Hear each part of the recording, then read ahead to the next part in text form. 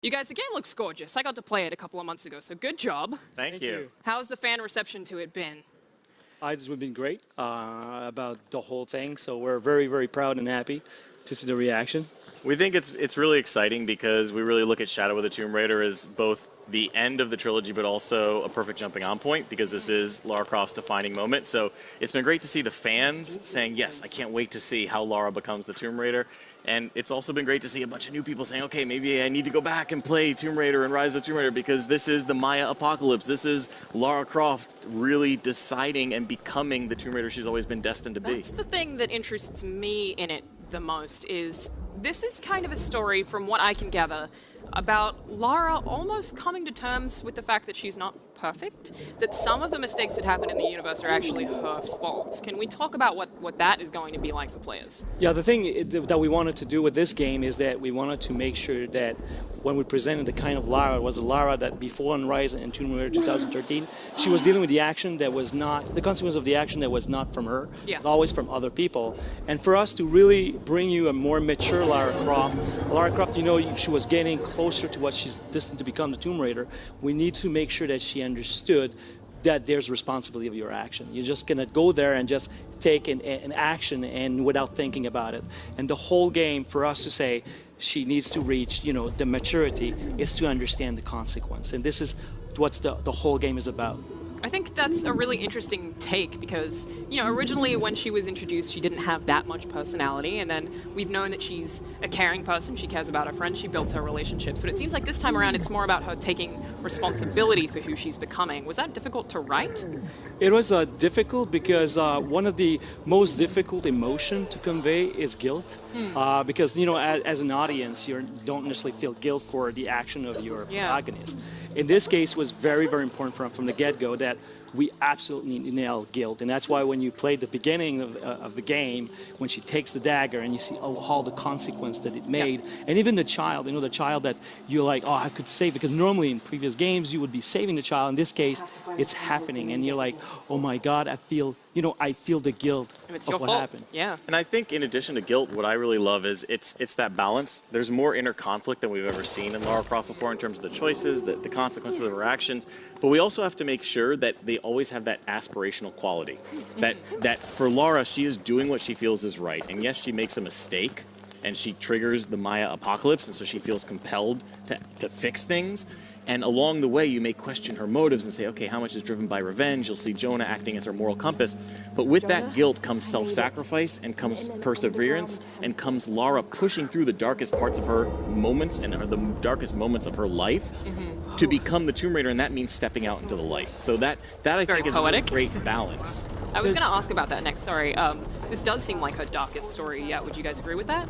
I would say there's the darkest moments in there. Of course there is. You can see a couple of snippets during the video, the trailer. Even the tomb she's in right now. I think this is the first time that you guys will be seeing this. It looks pretty dark in here too.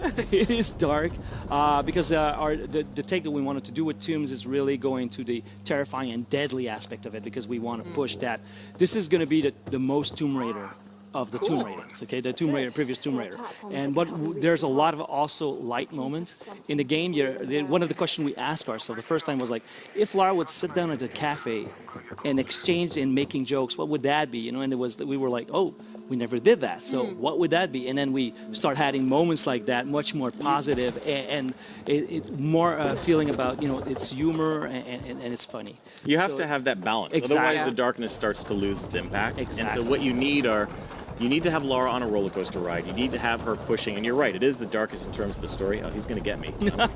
There's a fly in here. You have to have those moments where Lara does hit rock bottom, but you also have to show how she climbs back out again. You have to see how she pushes herself, like she always has throughout the series, pushing herself beyond normal physical, human limits, mental, spiritual, emotional limits, to push through those barriers to become what she's meant to be and to do what she thinks is right.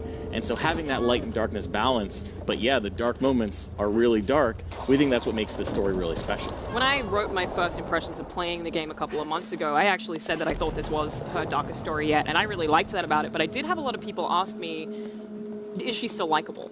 And I feel like she is, but that's a good follow-up, is how difficult was it to, you know, show a darker side of her, show Jonah calling her a narcissist and telling her that what she's doing is wrong and she needs to think about everyone else, but still have people feel like she's that same Lara. And that's the thing, that was a big challenge, because normally when you start and you know, their hero does something that you wouldn't do, and you'll be like, it's very difficult. But for us, like the Day of the Dead moment was very important.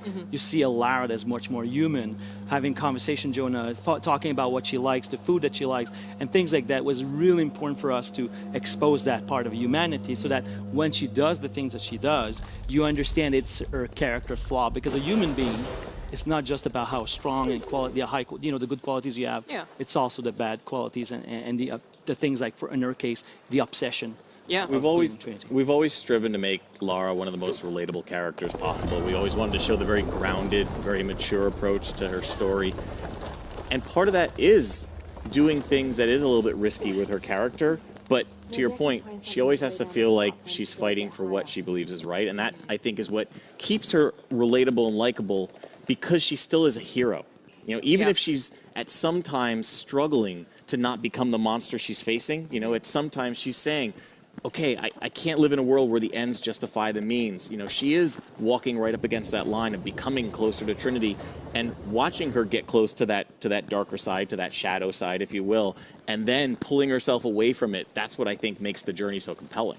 Yeah, and I did also want to mention that the game's antagonist is actually kind of a likable guy. He is a likable guy when we start writing the story, because when you want a most relatable character like Lara Croft, we wanted to go into much more personal, much more internal. We wanted to have the world being as live as possible, but also when we look at the antagonist, we said, what would be, you know, if she's white, what would be the black side of it? When is she's black, how could it be white? And we exchanging that, it became almost like a waltz. And both of them are completing each other, and because of that, you have a Lara Croft that you understand a little bit more, because the other character is also human. Yeah. And it's cool to think that villains would be the hero of their own story. He is not some mustache twirling, you know, oh my God, I want to. He is doing what he thinks is right for his culture, and we don't want to spoil too much, but for where he comes from, and he is trying to remake the world in a way that he thinks will be better for humanity. Now, he's doing things that are going to wipe out a lot of human existence. So is she, though, right? And that's the push and pull, right? That's the conflict, and you saw a little bit of that in the trailer as well that we debuted yesterday. This idea that is that duality. There are those conflicting and those mirrored sides where he is at times a very relatable villain, where you're saying, I can kind of understand what he's doing, and at times Lara is skirting that edge of saying, wow, Lara, what's your motives here? Again, Lara will always be the hero and he will always be the villain, but we love having them kind of meet in the middle at key points. I feel like you guys nailed that, and I could talk about the story forever, but I'm sure everyone at home wants to know about gameplay as well. So one concern that I had is that this is going to feel too similar to previous games. What has changed? But it's because one of the things that you started with the beginning of the game.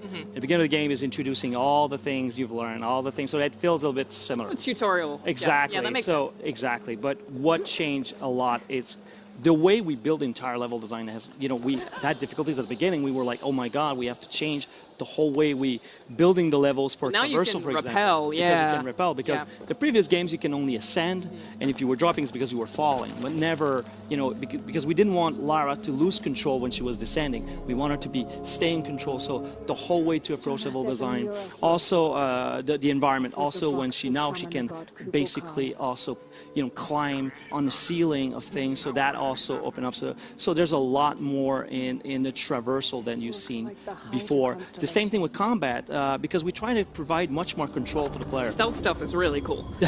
Yeah, but there's much more opportunities, because on Rise we provide a lot more opportunities in assault. We call that assault, when you go full gun blazing.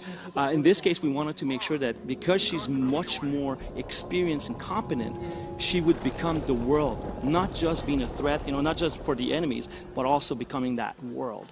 And that was important for us. A lot more option, a lot more things in terms of the experience. The same way with the tombs, for example, or when we're talking about going on the water. So those we made sure that this evolution was big for each of our pillars. And exploration, the same way. We never built a hidden city. We never built a city where there was people there in the way that we did. So we have to rethink how you would be building all these hubs. So now the whole thing for us feels very, it's kind of similar, but also like having this new treatment to the entire thing. So it really feels different in terms of the overall experience when you experience all the pillars. I think that the thing I like best about it is we're taking Lara, and this is the end of her origin story, so it is the most capable, the most calculating that you've ever seen her before. I'm totally sold on Lara. So in order to still provide a challenge, we had to up the ante in every other facet of the gameplay. So to Dan's point, the combat,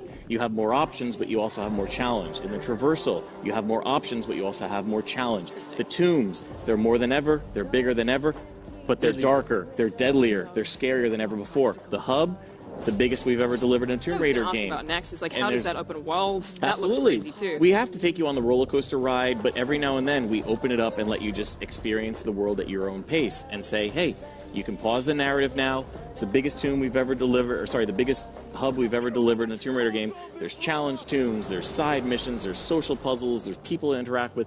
There's all this stuff to do, and again, everything is about raising the stakes across the board. And so we think that that's what really will feel different. It should still feel like you're playing a Tomb Raider game, but it should feel like you are playing with a Lara Croft who has been through a lot and is now really coming into her own, and the world is pushing back and the enemies are pushing back even harder than ever to try and stop her from achieving her destiny. I have to say, I love how passionately and easily you guys are talking about this. And I know everyone's really, really excited about it, and I love this iteration of Lara so much. So thank you for joining us.